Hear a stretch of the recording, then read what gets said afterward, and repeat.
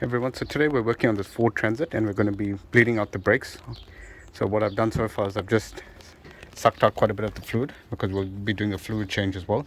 So I've dropped it down. Just you can use a syringe or any vacuum system, which I'll show you later what I used, just to suck it out. So now I'll go ahead and fill it up with fresh fluid. Always use new fresh fluid. So I'll just go ahead and fill it up. Rule of thumb is you always come to the brake caliper that's furthest away from the master cylinder. So in this case it's the left rear, so we'll go underneath the vehicle. So as you can see, this one's got a solid disc at the back over here, and I've already gone ahead and put the spanner over there, taken off the bleed. So it's 11 that you use on it, 11 millimeter. So go ahead, pop that there, open it up, and we'll start bleeding it. So now over here I've got my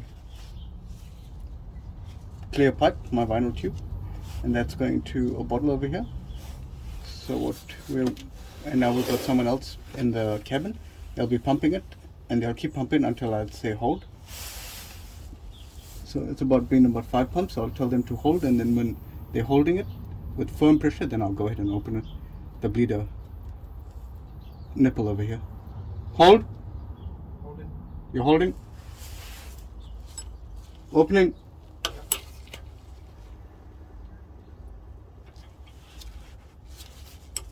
Pump.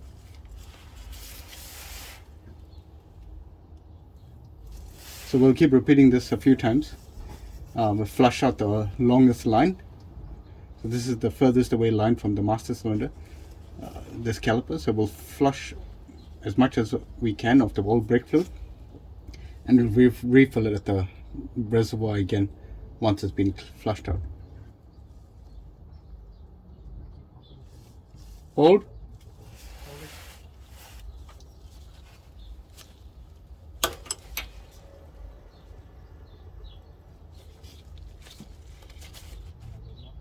Pump. Now it's good. So now that it's good, we'll go ahead and tighten up the, don't over tighten, just tighten it well. Tighten until it's tight. And then we'll go ahead and carefully remove this. Get your rag ready here, because you will drop fluid. So make sure you don't drop the fluid anywhere that's not needed. Then we'll go ahead and just remove this line and move to the right rear. Let's go ahead and wipe it. Wipe all of this off here. Remove the 11. Make sure there's no dirt or debris around here.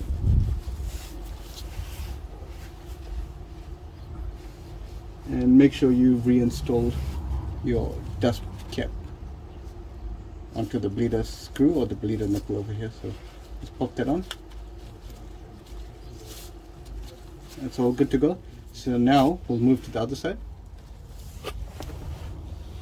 Now we'll move into the right rear. It's the same as the left rear what we just did, so I won't show you that. Once we go to the front, then I'll show you what the front is like to complete the brake bleeding. Make sure you keep the fluid level topped up in the reservoir, very important. Now we're at the left front caliper. So we worked away from the furthest away caliper. So left rear, right rear, now we come over here. I'll show you that visually outside once this is completed. But now we're at this side here. It's not too difficult, like I said. You just have to pop this off here. Use the same 11 millimeter spanner, anti-clockwise, just to open up the valve. If it's tight, you can use a ratchet and get a bit more leverage on it. So go ahead, open that after you put your clear line on it.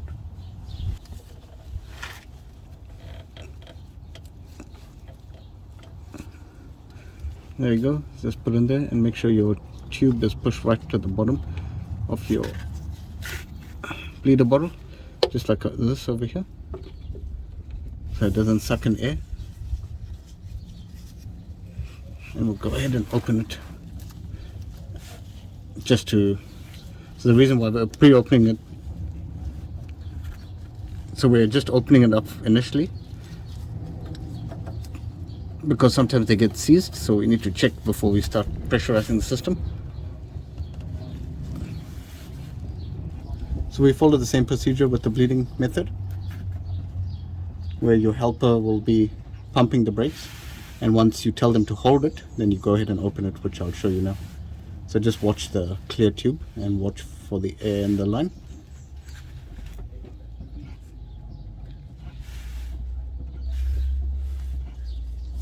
Hold.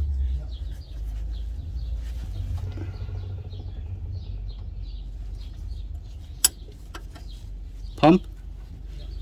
So when I tell them to pump, just before that I reclose this liner.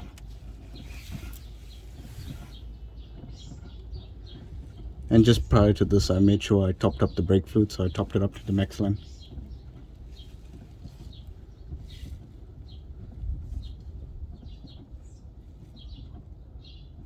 Hold.